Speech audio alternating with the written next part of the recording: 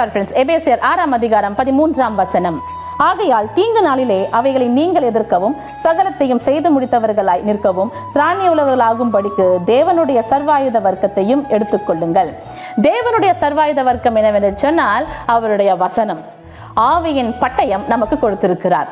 பின்வரும் வசனங்கள் இப்படியாய் சொல்லுகிறது: சத்தியம் என்னும் மார்க்க வசத்தை நாம் பெற்றிருக்க வேண்டும். நமக்குள்ளே எப்பொழுதும் உண்மை இருக்க வேண்டும். நமக்குள்ளே பரிசுத்த ஆவியானவர் இருந்தால் மாத்திரம்தான் இது எல்லாவற்றை சத்தியத்தின் நடக்க முடியும். நமக்கு அவருடைய கிருபை நமக்கு இருந்தால் மாத்திரம்தான் உலகத்தில் உள்ள உபத்திரவங்களை மேற்கொள்ள முடியும். அழகாய் நமக்கு தலையிலிருந்து கால் வரைக்கும் என்னெல்லாம் கவசங்களை போட்டுக்கொள்ள முடியுமோ அது எல்லாவற்றையும் நாம் எப்படி கட்டிக்கொள்ள வேண்டும் என்று சொல்லி அழகாய் எடுத்துரைக்கின்றது.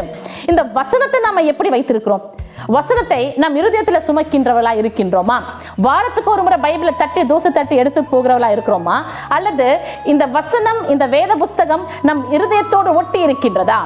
அதுதான் இங்கு நாம் கற்றுக்கொள்கின்ற ஒரு காரியம். இயேசுவானவரோடு கூட நடக்க நாம் பழகிக் கொள்ளணும். வேதாகமத்தை எனக்கு படிக்க எப்படி கற்றுக் கொடுத்திருக்கிறார்கள், என்னோட தாயும் தகப்பனும் வேதாகமத்தை குறித்து எனக்கு என்ன சொல்லிக் கொடுத்திருக்கிறார்கள், அவர்களுடைய வழி என்ன என்பதை நாம் பெற்றோர்களை பார்த்து கற்றுக்கொள்ளலாம், வேதத்துல பரிசுத்தவான்களை பார்த்து கற்றுக்கொள்ளலாம், அல்லது உங்களுடைய பாஸ்டர்ஸை பார்த்து கற்றுக்கொள்ளலாம். வேதாகமம் என்னுடைய வாழ்க்கையின் அங்கமாக இருக்க வேண்டும். ஒன்றோடு ஒன்று இணைந்து இருக்கணும். ஒரு கை ஒரு கால் எப்படி நம்முடைய உடலோடு இணைந்திருக்கின்றதோ அதை போல வசனம், வேத வசனம் நம்மோடு கூட இணைந்திருக்கின்றதா இருக்கணும், ரத்தத்தோடு இணைந்திருக்கிறதா இருக்கணும்.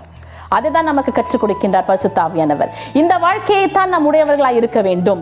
அப்படி ஒரு வாழ்க்கை நம்முடைய வாழ்வோமே ஆனால் பரிசுத்த ஆவியானவர் நம்மை நடத்துவார்.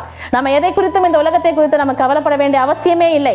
எல்லாவற்றையும் நமக்கு அருளாதிருப்பது எப்படி?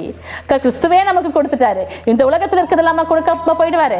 இயேசுவானவர் உங்களுக்காக எனக்காக மரித்து இந்த உலகத்திற்கு வந்திருக்கிறார். தன்னையே ஜீவ பலியாக கொடுத்திருக்கிறார். உங்களுக்காக எல்லாவற்றையும் செய்து முடித்திருக்கிறார். அவருக்காக நீங்களும் நானும் என்னத்தை இழக்க தயாரா இருக்கிறோம்? சிந்தித்து பார்ப்போம். Have a blessed day. Praise be to God.